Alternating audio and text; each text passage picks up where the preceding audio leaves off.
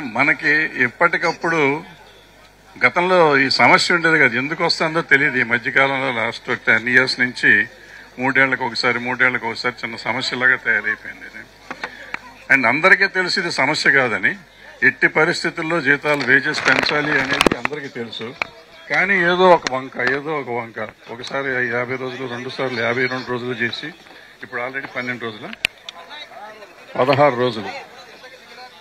ఇక్కడ అందరూ అర్థం చేసుకోవాల్సింది ఏంటంటే, నాలాంటి వాళ్ళు లేకపోతే ఇంకొంతమంది ఉంటారు ఇక్కడ ఒక 20%కి 10 రోజులు కాదు 3 నెలలు పని లేకపోయినా బతకగలిగిన వాళ్ళు ఉన్నారు. కానీ ఒక్కరోజు పని లేనా బతకలేని వాళ్ళు 50% ఉంటారు ఇక్కడ. వాళ్ళని గురించి ఆలోచించాలి. సో వాళ్ళ కోసం ఇదంతా వేజెస్. ఇప్పుడు బాగా ఉన్నవాడికి పెరిగినా పెరగకపోయినా నష్టమేం లేదు, కానీ పెరగాల్సిన వాడు, ఎందుకంటే హార్డ్లీ 10 రోజులు దొరకటం చాలా కష్టం.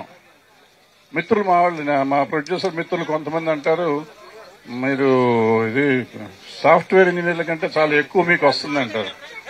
అవును, నిజంగా వస్తుంది. సాఫ్ట్వేర్ ఇంజనీర్ కంటే మనకి వస్తుంది. ఎప్పుడు వస్తుంది? ప్రతి నెలలో 30 రోజులు మనకి జీతం ఇస్తే వస్తుంది. నెలలో 30 రోజులు గ్యారంటీ ఇస్తారని ఎవరన్నా చెప్తే అసలు వేజెస్ వద్దు మాకు. వద్దంటే ఈ వేజెస్ చాలు. ఇప్పుడు ఇస్తున్న దాన్ని 1 MP కూడా మేము ఎక్స్ట్రా అడగం. వద్దు, పెంచొద్దు వేజెస్, ఎందుకంటే మీరు కష్టాల్లో ఉన్నారు, మాకు 30 రోజులు పని ఇస్తారా? ఇవ్వలేరు కూడా. వాళ్ళ కష్టం వాళ్ళది, మన కష్టం మనది. సో మనకి పని చేసే వాళ్ళ కోసం, మన కష్టపడుతున్న వాళ్ళ కోసం ఇస్తున్నాం. నిజంగా ప్రొడ్యూసర్లకు కూడా కష్టాలు ఉన్నాయి, అది తర్వాత మాట్లాడదాం. ముందు మనకి వేజెస్ పెరిగి తీరాలి, అది 100%. ఇది దాన్ని ఎట్లా 5% తగ్గిస్తారా పెంచుతారా అనేది వేరే సంగతి. ఈ 15 రోజులు ఆపటం అనేది అన్యాయం. ఎందుకు ఆపుతున్నారు? మామూలుగా నాకు కొత్తగా ఉంటుంది అనమాట. ఈ ఫెడరేషన్ స్టార్ట్ అయినప్పటి నుంచి నేను ఇందులో ఉన్నాను. మొదట్లో సెక్రటరీగా ఉన్న, తర్వాత ప్రెసిడెంట్ చేశాను.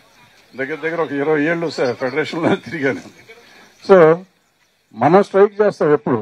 విచిత్రం ఏంటంటే 3-4 సార్లు ప్రొడ్యూసర్లు షూటింగ్ ఆపుతున్నారు. చాలా విచిత్రం. ప్రపంచంలో ఎక్కడ జరిగి ఉండదు, హైదరాబాద్ లో జరుగుతుంది.